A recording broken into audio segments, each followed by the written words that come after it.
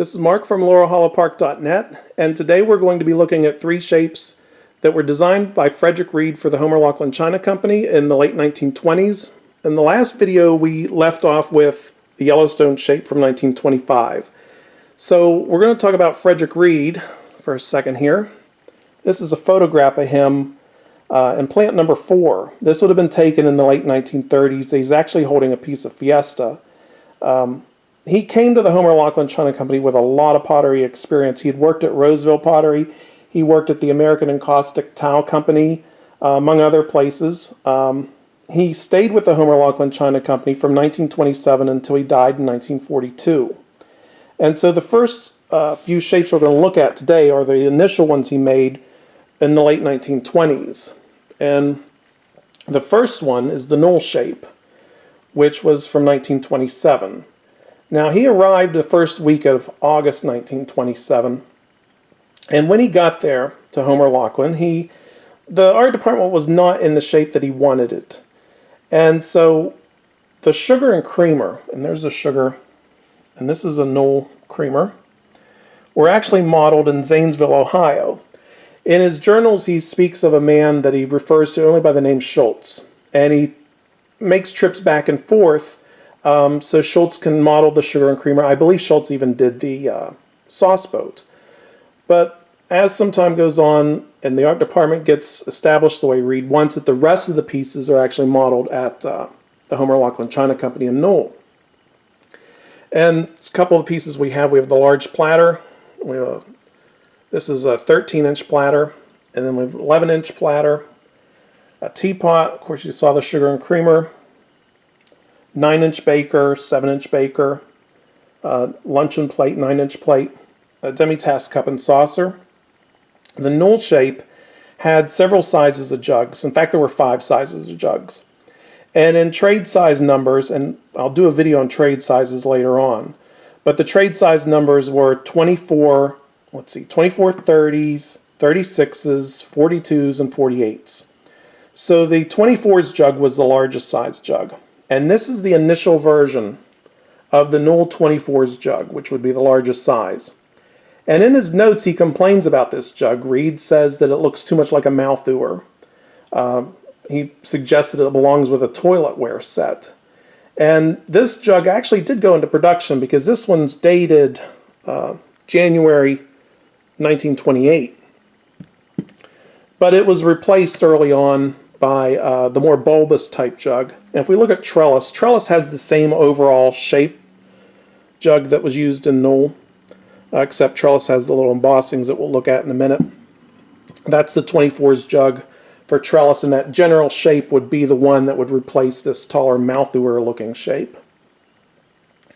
Trellis was developed in 1928, and there's a little bit of confusion in his notes. He says that originally it was made for Woolworths, and then Quaker Oats wanted it, so Woolworths said no problem. So I'm not exactly sure if this line was exclusive to Quaker Oats in the beginning or not, or if they shared production, if they shared with Woolworth and other retailers. In any event, it was eventually carried by many retailers and stores. Now the Quaker Oats version we see here in the sugar bowl, it's going to have a special marking, and it says Trellis with a little L at the bottom of it.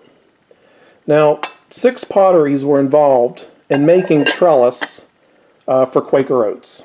And we'll do a video solely on Quaker Oats in the future, but very quickly, Quaker Oats never wanted to depend on one pottery to produce their ware. Since they were ordering so much of it as giveaways in their boxes of oats, they didn't want to risk a pottery shutting down or burning down or having a layoff or whatever, and then disrupting their supply. So always more than one pottery was involved. Usually Homer Laughlin took the lead. And we'll look real quick here at a little memo. This is a copy of a letter dated July 10th, 1929, and it talks about the back stamp. And it says, we are sending you parcel post today. 6 rubber stamps showing all the goods for you will be stamped on bottom of this date. This calls for Trellis, and then it shows the little L.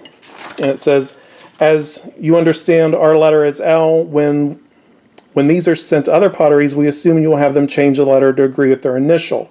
So if you find a piece of trellis with a letter other than L, then it's going to be made by another pottery. For example, if that was trellis with a T underneath, that would be Taylor, Smith & Taylor.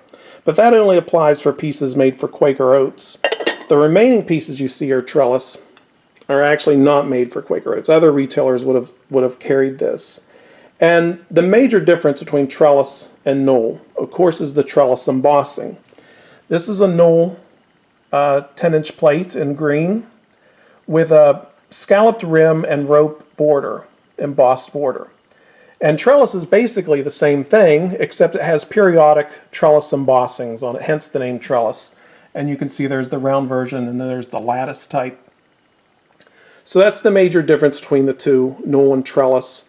Trellis hollowware also has a flat look to it as compared to Newell, which is a little bit more traditional with a round body.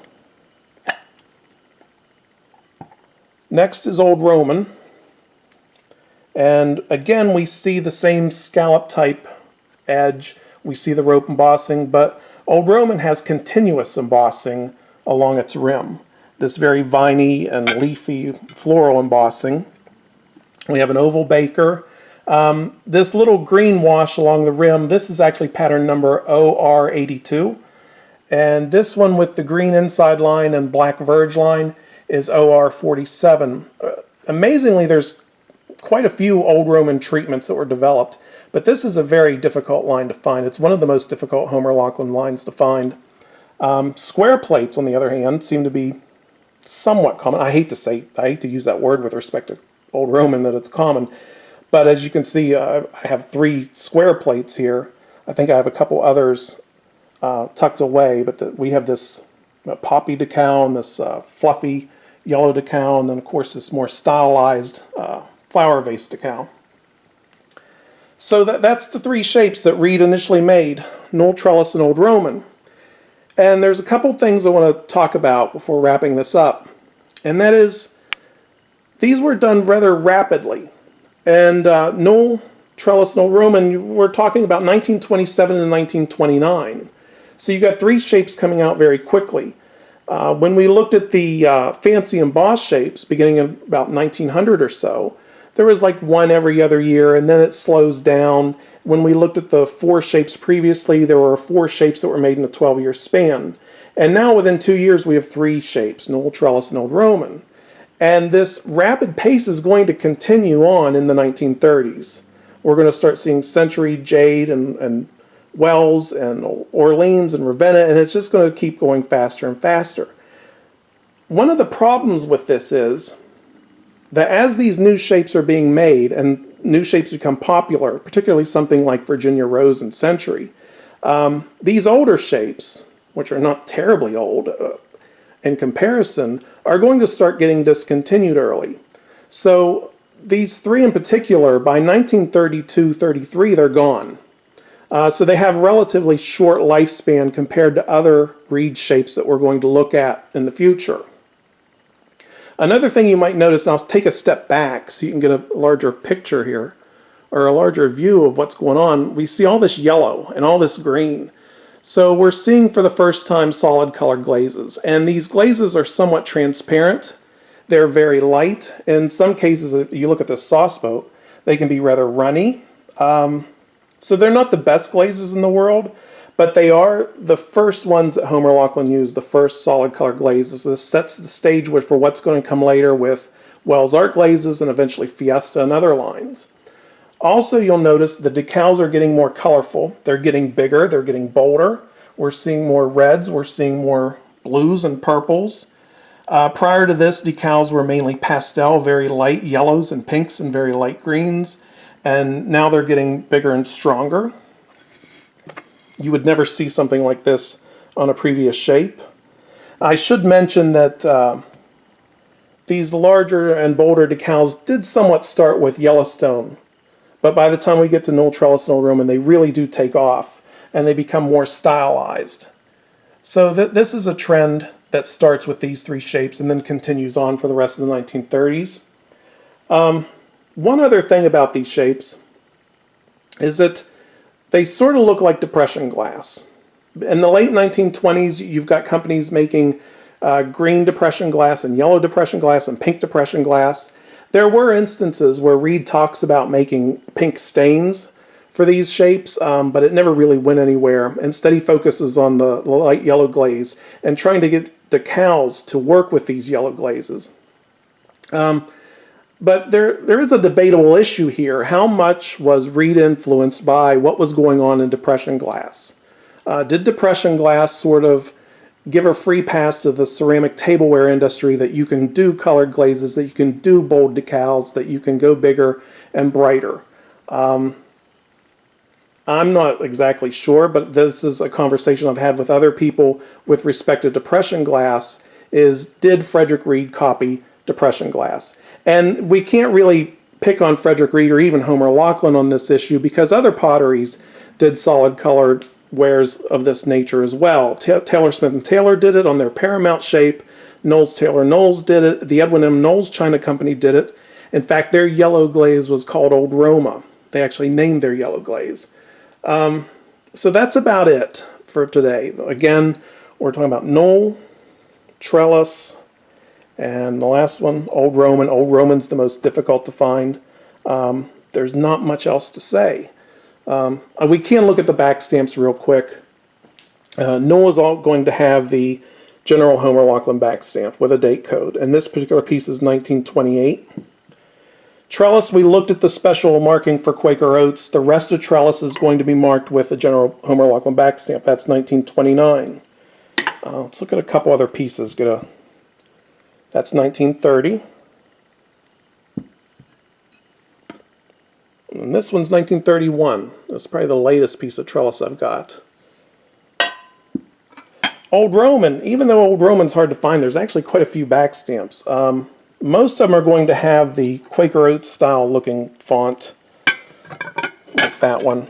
And I call that Quaker Oats style because the Trellis marking is actually in the same sort of font lettering. So you'll see a lot of pieces marked with that simple Old Roman back stamp. Unfortunately, there's no date code in Old Roman. Let's take a look at this one. Again, Old Roman. You may find some pieces, especially green pieces, that have patent marking on them with a patent number. The platter in the back has an art glaze marking, Wells Art Glazes. And we'll get more into Wells Art Glazes later. Actually, the next video will be Wells. I think that's going to be all. One other thing, I've mentioned this real quick because we were talking about trade sizes a minute ago with respect to the jugs. This is a 36's bowl, which I've really not shown to me a 36's bowl yet. Please do not call these cranberry bowls.